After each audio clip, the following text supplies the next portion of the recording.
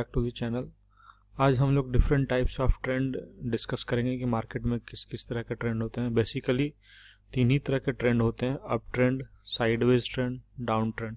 अब up trend कैसे identify करते हैं, डाउन ट्रेंड कैसे आइडेंटिफाई करते हैं, चलिए उसका तरीका हम लोग देखते हैं। जब भी मार्केट हायर हाई, फिर हायर लो, फिर से हायर हाई, फिर से हायर लो, जब इस तरह के पैटर्न बनाते हैं मार्केट, तो ये अप ट्रेंड कहलाता है।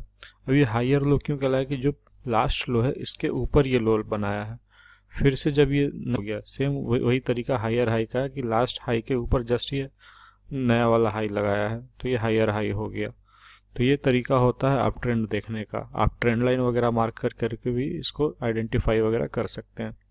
इसी का जस्ट अपोजिट हो गया डाउन ट्रेंड। जब market lower low, lower high, फिर से लोअर लो, लोअर हाई, इस पैटर्न को फॉलो करता है, तो ये डाउन ट्रेंड कहलाता है।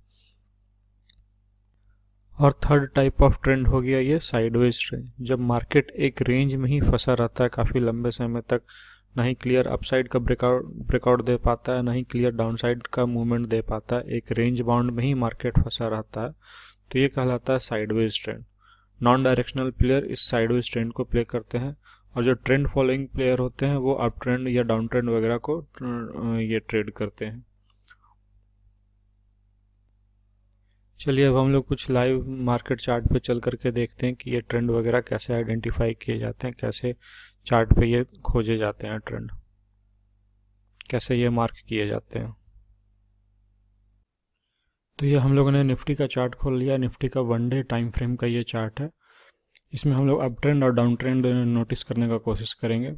क्लियरली नेक्ड आइज से भी आपको दिख रहा होगा, ये अप ट्रेंड हुआ, अप ट्रेंड हुआ, ये डाउन ट्रेंड फेज हुआ, ये भी डाउन ट्रेंड फेज हुआ, इधर भी डाउन ट्रेंड फेज हुआ, ये अप ट्रेंड हुआ, ये अप ट्रेंड हुआ, क्लियर अप ट्रेंड यहाँ पे दिख रहा है।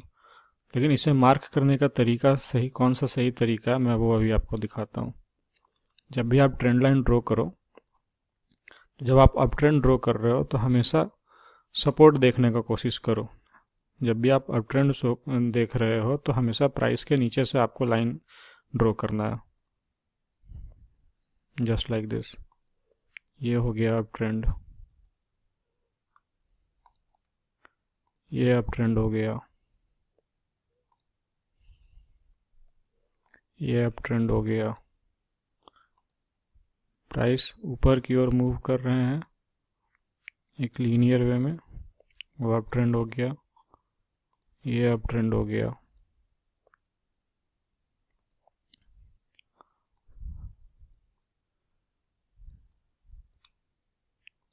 ये अप ट्रेंड हो गया।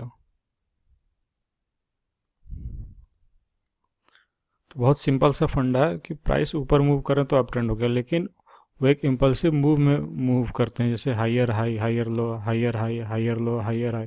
ये हायर हाई, हायर लो का कॉन्सेप्ट क्यों मैं बोल रहा हूँ, क्योंकि जब भी आप अप ट्रेंड में एंटर करोगे तो इसी तरीके से कहीं पे एंटर नहीं ना कर जाओगे, आप एक पुलबैक का इंतजार करोगे। तो आप एक ट्रेंड लाइन वगैरह ड्रॉ करके, बहुत तरीके होते हैं लेकिन खास करके ये बहुत कॉमन है, ट्रेंड लाइन वगैरह ड्रॉ करके, या आप मूविंग एवरेज वगैरह का प्लेस देख करके, जब भी ये प्राइस वापस पुल बैक लेता है और सपोर्ट लेकर के वापस उठता है एक नया हायर हाई बनाने के लिए, तो वहाँ पे आपको एक अच्छा खासा एंट्री मिल सकता है एक छोटे से स्टॉप लॉस के साथ। तो एंट्री ट्रेंड तो आपको पता चल गया, लेकिन ट्रेंड पता होने के बाद आपको प्रॉपर एंट्री भी होना चाहिए ना। इसी तरीके से कहीं हायर प्राइस पे आप एंटर कर जाओगे, वापस वहाँ से प्राइस थोड़ा सा पुल बैक हुआ तो या तो आपका एसएल हिट हो जाएगा या आप पैनिक में एग्जिट कर जाओगे। अब ट्रेंड आप लोग आइडेंटिफाई करके भी अगर सही से एंट्री नहीं कर पाए तो मतलब क्या रह गया फिर अब ट्रेंड आइडेंटिफाई करने का।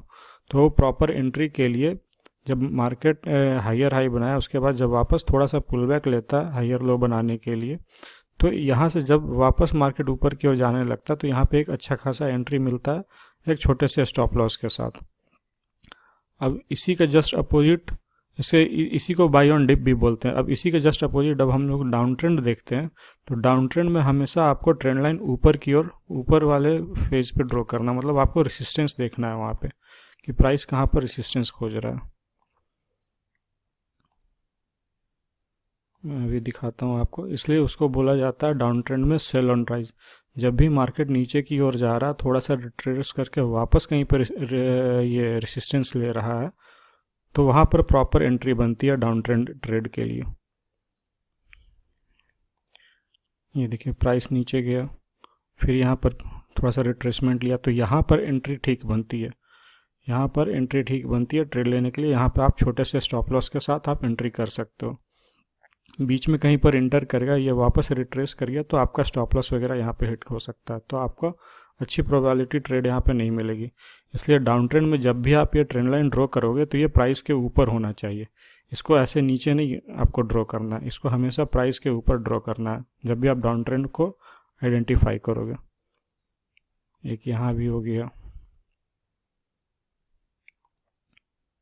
तो सिंपल सा फंडा, अप ट्रेंड में जब भी आप आइडेंटिफाई करोगे तो प्राइस के नीचे से आपको ट्रेंड लाइन ड्रॉ करना है, और डाउन ट्रेंड में जब भी आप आइडेंटिफाई करोगे तो प्राइस के ऊपर से, मतलब आपको रेसिस्टेंस जोन देखना है कि कहाँ पर प्राइस बार बार रेसिस्टेंस ले रहा है डाउन ट्रेंड में, और वही आपका एंट्री पॉइंट होगा। और अप ट्रेंड में जहाँ पर आपको सपोर्ट ले रहा है, सपोर्ट लेकर के वापस प्राइस अप फेवरेबल डायरेक्शन में जा रहा है, तो आपको वो सपोर्ट के आसपास में अच्छा खासा एंट्री मिल जाएगा छोटे स्टॉप लॉस के साथ।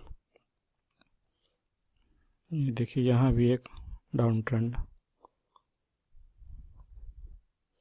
अब मान लो ये डाउन ट्रेंड में आया, आप इधर कहीं एग्जिट ले लिया, वापस यहाँ से प्राइस रिट्रेस कर गया, तो आप या तो पैनिक में एग्जिट कर जाओगे या आपने जो स्टॉप लॉस वगैरह मेंटेन रखा है वो हिट हो जाएगा।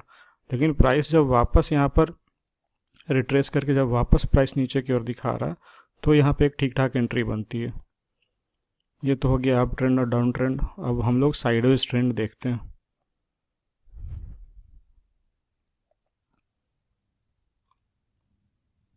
ये देखें, दिखा आपको sideways trend.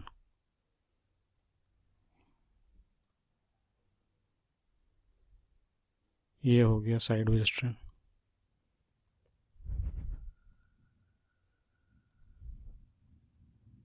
Proper sideways around 26 मई 21 से लेकर के 10 अगस्त 20 मई के आसपास तक का प्रॉपर साइडवेज, कोई क्लियर ट्रेंड नहीं है। मार्केट अप गया, रेसिस्टेंस, फिर सपोर्ट, फिर रेसिस्टेंस, इसी रेंज में मार्केट फंसा रहा। ये कभी कभी काफ़ी लंबा समय तक इस तरीके का साइडवेज जोन में रह जाता है मार्केट। तो ये साइडवेज ट्रेंड हो गया, ये कोई प्रॉपर ट्रेंड क्लियर नहीं। और अक्सर जब मार्केट अच्छा खासा ट्रेंड करता है तो मार्केट थोड़े टाइम के लिए पॉज करता है, हॉल्ट करता है, और जब ये फिर फेवरेबल डायरेक्शन में ब्रेकआउट देता है तो एक अच्छा रिस्क रिवार्ड ट्रेड बनता है। फिर ये हमेशा जब भी ट्रेड लीजिए तो एक बड़े टाइम फ्रेम में मार्केट का ओवरऑल ट्रेंड क्या है, उसी हिसाब से अगर मार्केट अप ट्रेंड में दिखता है तो आपको बाई ऑन डिप में चांसेस देखना है, और अगर मार्केट थोड़ा सा डाउन ट्रेंड में दिख रहा है तो आपको सेल ऑन राइज में ये चांसेस देखना है। यहाँ भी काफ़ी टाइम मार्केट साइडवेज रहा, यहाँ भी आप देख लो तो मार्केट काफ़ी टाइम साइडवेज रहा।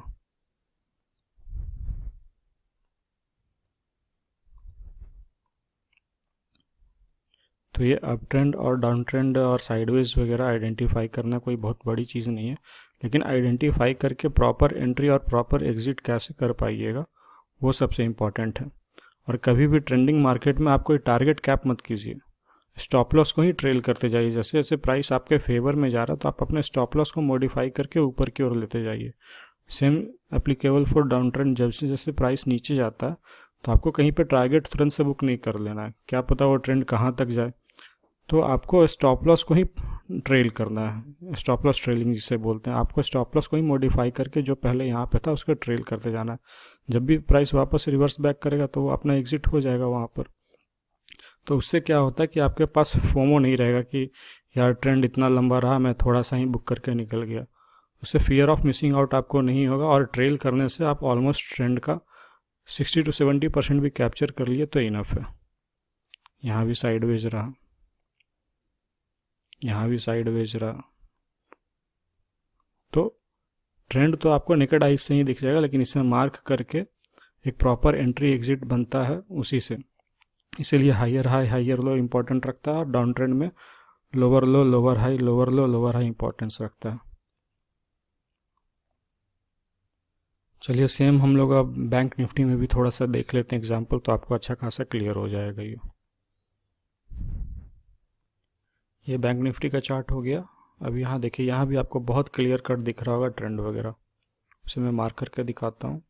ये एक अप ट्रेंड हो गया, फिर ये एक अप ट्रेंड हो गया, इसके प्रीवियस का ट्रेंड भी अप ट्रेंड ही था।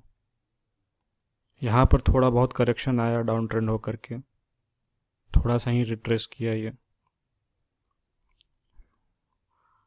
फिर आपको यहाँ पर अप ट्रेंड हो गया, ये अप ट्रेंड हो गया, ये डाउन ट्रेंड हो गया, फिर से ये छोटा सा डाउन ट्रेंड हो गया, ये डाउन ट्रेंड हो गया। हमेशा डाउन ट्रेंड को प्राइस के ऊपर ड्रॉ करना है आपको रेसिस्टेंस खोजना है डाउन ट्रेंड में। प्राइस बार बार कहाँ पर रेसिस्टेंस ले रहा है, और अप ट्रेंड में हमेशा सपोर्ट खोजना है आपको। फिर आपका ये साइडवेज भी रहा यहाँ पर काफ़ी टाइम। ये देखिए, ये साइडवेज मार्केट हो गया।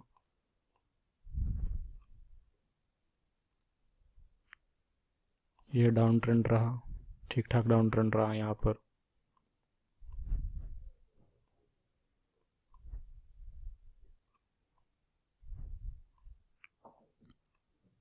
ये अप ट्रेंड रहा।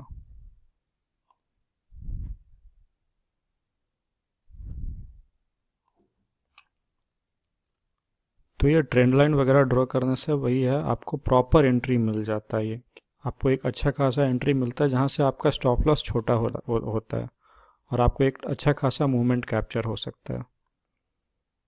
ये आप जब तक खुद से चार्ट पे जाकर के प्रैक्टिस नहीं कीजिएगा तब तक उतना आइडिया नहीं होगा।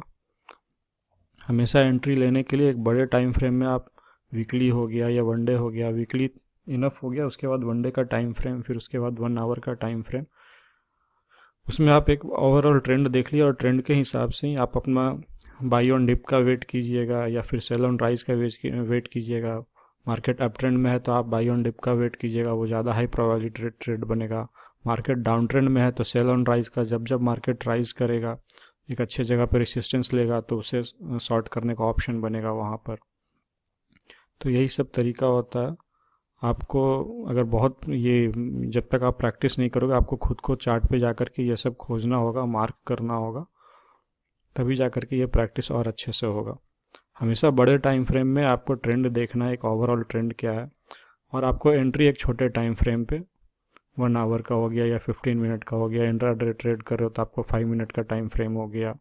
एंट्री एग्जिट आपको छोटे टाइम फ्रेम पे ही करना है, लेकिन बड़े टाइम फ्रेम से आपको आइडिया क्लियर रहता है कि आपको बुलिश ट्रेड लेना है, बुलिश ट्रेड का वेट करना है, या बेयरिश ट्रेड होने का वेट करना है। चलिए, थैंक यू दोस्तों। और भी आपका डाउट क्लियर करने का कोशिश करूँगा। चैनल को लाइक एंड सब्सक्राइब करें, और जो भी डाउट आपको और रह गया हो आप कमेंट सेक्शन में कमेंट करके सारे डाउट को पूछ सकते हैं। मैं उसे क्लियर करने की कोशिश करूँगा। Thank you.